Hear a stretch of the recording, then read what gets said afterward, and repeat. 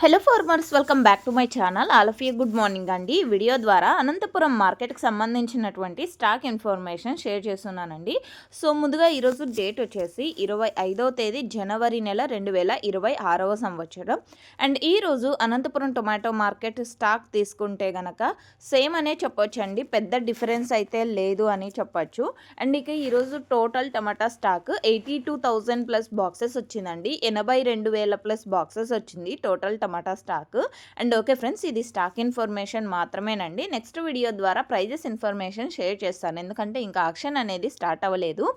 And అనంతపురంలో కేవలం 15 కేజీల బాక్సెస్ మాత్రమే ఉంటాయి. అండ్ దాదాపుగా 30 మండీలు ఉన్నప్పటికీ ప్రజెంట్ కొన్ని మండీలకు మాత్రమే స్టాక్ అనేది వస్తుంది.